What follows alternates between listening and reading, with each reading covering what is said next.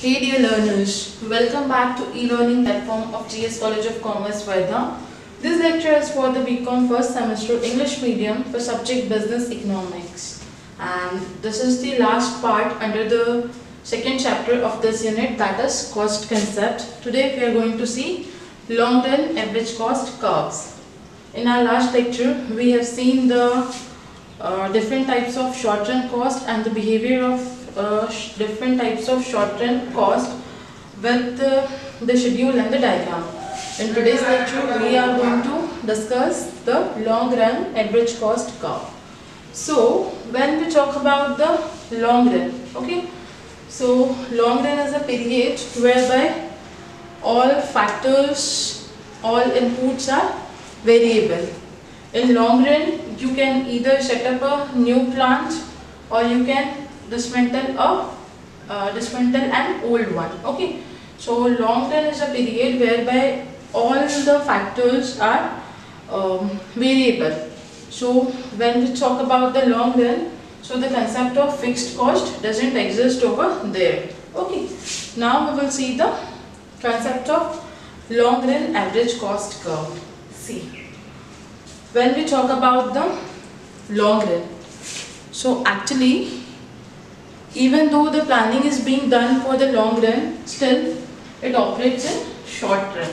Like if you want to pass the CA final examination, so you have to start your planning with CPT only, right?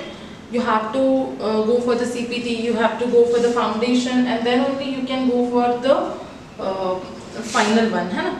So what is important there, even though you are planning for long run, still you have to go through various short runs for achieving the long run goal. In the same way, when we talk about the long run average cost curve, which is known as LAC, so it is called planning curve.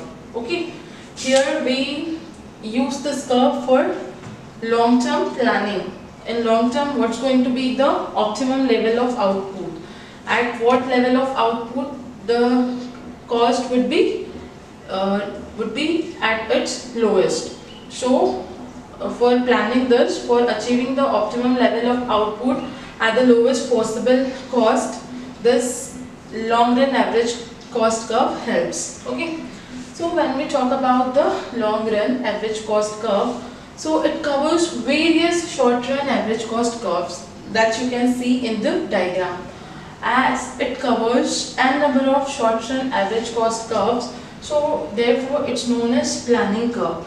And this long-run average cost curve is known as planning curve, and the different short-run average cost curve that you can see in this long-run average cost curve is known as planned curves. Why? Because each short-run average cost curve is being termed as a single plant. Is being considered as a single plant with different capacities, with different sizes. Okay, like if you want to produce 1000 units of something, so you would require a plant having less capacity. If you want to produce 2000 units of some good, so you would require a plant having more capacity than this. If you want to produce the 10,000 units of certain goods, so of course you have to increase the capacity of the plant. So this way,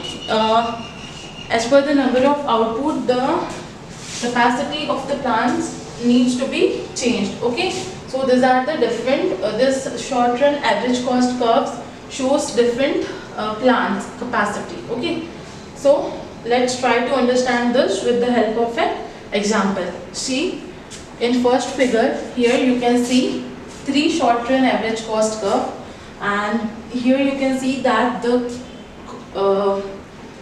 shape of short run average cost curve resembles to the shape of variable average variable cost curve ABC. Like we have seen that in last lecture, we have seen that average variable cost curve is first average variable cost declines, then it remains constant for some time, and then it increases. So this way we get U-shaped curve in case of average variable cost curve. And what's the reason for this? The reason for this is the law of, the reason for this is the returns that we get. Like initially when you put the quantity of input, so you get returns at the increasing rate. So therefore your cost reduces at faster rate. Then when you put additional inputs, so of course the rate of return becomes constant. Like you are putting 10% additional input, so you will get only 10% additional output. So in this case your cost remains constant for a while, and then if again you continue to put the additional input in the production process, so what happens? You start getting the diminishing returns, and when you get the diminishing returns, so your cost starts increasing, and that is why we get this U-shaped average cost curve. Okay, now we have seen why do we get a U-shaped average cost curve. Now we have to see how do we get this long run average cost curve, and how do we decide optimum level of output. An optimum level of output is that level of output where cost of production is least. Okay, so the main purpose behind this drawing this long run average cost curve is that we need to decide the optimum level of output where the cost of production is least. Okay, so and the capacity of plant is fully utilized. So we will see this. See, here you can see that we have three short run average cost curves: SAC1, SAC2 and SAC3. Here on SAC1 you can see that we can produce OA quantity of output and OB quantity of output. When you are producing OA quantity of output at SAC1, so your cost is AF, but here you can see that it is not the point where your average cost, short run average cost is least. Okay, so this is not the optimum output on SAC, okay, SAC1. But when you are producing OB level of output, so here you can see that your average cost is BQ. Okay, at the OB level of output your average cost is BQ. And one more thing that you can see here is BQ. At Q point, this short run average cost is least at Q point, and after the Q point it's again increasing, okay, as the curve is going upward. So at OB, at SAC1, at OB level of output, BQ cost is being spent, and it's the optimum level of output when we talk about the SAC1. Why? Because at SAC1, at OB level of output, the average short run average cost is least. Okay, but again, if we talk about the SAC2 curve, and on SAC2, if you are producing OB level of output and BQ amount of cost is being incurred, so can we say at SAC2 as well this level is going to be optimum one? Of course, we cannot say that the level is going to be optimum one. Why? Because here you can see that the cost is not least one. Okay, here where we are getting the least cost at SAC2 curve, we are getting least cost at K point, K point, we are getting the least cost. So here from this we can derive the conclusion that on different short run average cost curve, on the same quantity of output there may be the different level of cost. Okay, so this way when we consider the n number of short run average cost curves, So we get the long run average cost curve. Okay. So see, there is one thing that if you are producing higher level of output, so your plant size should be greater one, and if you are producing lower level of output, so you should have the small plant. Now why it's being said that, see, like if you want to produce, here you can if you want to produce OE, okay, OE quantity of some goods, so what will happen, your optimum cost on SAC 3 for producing this would be, let's give it N, okay. But if you are producing it on SAC2, so it would be EN, and here you can see that EN is less than EN, okay. So therefore it's assumed that if you are producing higher level of output, then you should have the larger plant size, and if you are producing the lower level of output or less output, so you should have a small plant. Why? Because for example, if you want to produce only 100 units of some commodity, and for this you are installing the 15 machines, so you have to incur the maintenance cost of all these 15 machines, and due to which the cost per unit would rise. But for producing 100 units of output, you are using only 5 machines, so of course your maintenance cost will come down, and because of this your per unit cost would reduce, okay. So this way there should be this way one should decide what should be the size of plant, okay.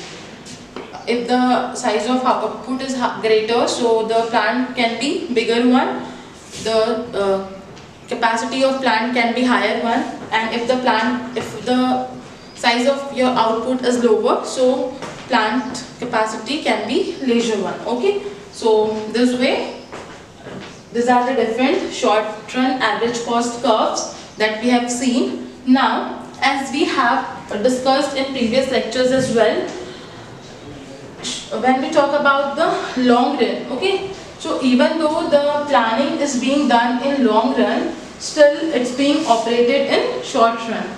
As I have given you the example of the CA final examination, even though you have to clear your CA, still you have to first plan for the CPT, foundation, IPCE, then you will reach to final. So if you are planning to become a CA in your future, so you have to start with all this, like CPT, foundation, IPCE, and this is the final, okay. So in the same way, for planning in long run, the firm has to operate in short run. Even though the planning is being done for the long run, still the operation is there in the short run, and therefore the long run average cost curve covers different short run average cost curves, okay. Different short run average cost curve. Like here you can see that on SAC1, here we can see 7 short run average cost curves, okay. And one more thing, we can see that each average cost curve is tangent to the long run average cost curve at some point. So can we say that the short run average cost curves are tangent to the long run average cost curve at that point where the short run average cost is least? Of course no, because see, SAC1 is touching LAC at this point, but here you can see that the short run average cost is not least. If you see the second one, so it is touching SAC1 at point G. Here also you can see that the average cost, short run average cost is not least at G point. Here you can see that it's touching at H, and coincidentally the at this point the short run average cost curve is least at SSE 3. Okay. When you see the SSE 4, so here you can see that at point P your SSE is least and your LAC is tangent to the short run average cost curve. Okay, so in this way you can see that the short run average cost curves are tangent to the long run average cost curve at some point, but it's not necessary that all short run average cost curves are tangent to the long run average cost curve at that point where the SSE is least. Okay, so now with the help of this various short run average cost curve, we need to decide the optimum level of output where the cost of production is least. So if you are going to talk about this curve, so here you can see that SSE 4 is tangent to LAC at point P, and at point P you can see that both LAC and SAC is least. Okay, at this point you can see that both LAC and cost at the LAC curve and the SSE curve is least. So therefore here we would say that OQ is the optimum level of quantity, and here the cost would be OP, which is going to be the least possible cost in long run. And if you are producing any output which is less than this OQ, like OV, ON, OM, so you are not using full capacity of your plant, you are working at less efficiency, less capacity, we would say that. And if you are going to produce above this OQ level of output, so we would say that you are overutilizing the plant capacity, because optimum level of output is OQ, where the plant capacity is being utilized 100% and the cost would be least. Both long run average cost would be least. So OQ is the optimum level of output which is being produced at OP cost, and it is the optimum level of output where the cost is least. Okay, so if the plant wants to produce anything less than OP, so it has to, of course there is going to be the less efficient utilization of plant, there would be the less utilization of plant capacity, and it will the firm has to stay at some point on SSE 1, SSE 2 or SSE 3, and it has to decide some point on this curves where the cost is least. Okay, where the cost is least. And if the firm wants to produce more than this OQ level of output, so it has to produce somewhere on SSE 5, SSE 6 or SSE 7, and it has to find some point where the short run average cost is least at this plant or at this short run average cost curves. So this way we have seen that how long run average cost curve behaves and why this is known as planning curve. Now, why the long run average cost curve is having U shape? So can we say that all short run average cost curves are having U shape, and therefore the long run average cost curve is also having U shape? Of course not. We cannot say that. Why we cannot say that? Because when we talk about the short run, so there the law of variable proportion operates. Okay, where some factor is fixed, some input is fixed, at least one input is fixed, and some inputs are variable. But when we talk about the long run, so here no input remains fixed, no input remains constant, all inputs are variable. Okay, so here the logic behind the U shape of long run average cost curve is that at initial stage, when you increase the input by 10%, So you get increasing returns to scale, means if you are increasing your input by 10%, so your output will increase by 20%.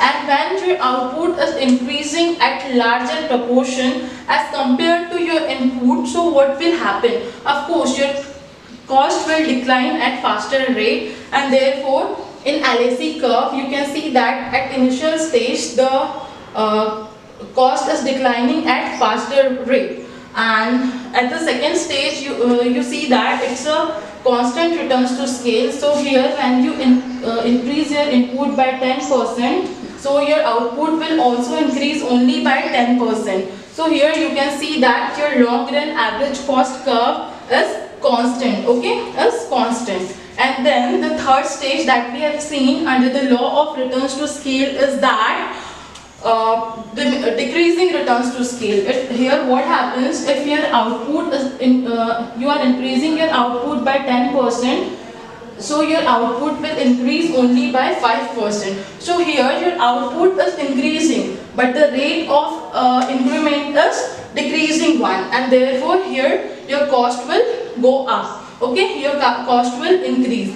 And this is the reason because of which we are getting LAC curve in U shape. This is the reason because of which the LAC curve is having U shape. So here we are done with the long run average cost curve. In our next lecture we are going to deal with the revenue concept, and after this we would be getting finished with the syllabus of your first semester. So guys, keep studying as you are going to have your exams very soon. Of course it's going to be in MCQ pattern, but for giving the answers to MCQ you need to have the detailed knowledge of subject. You need to have detailed knowledge of the subject matter. So keep preparing for your examination and keep watching the YouTube lectures. Thank you.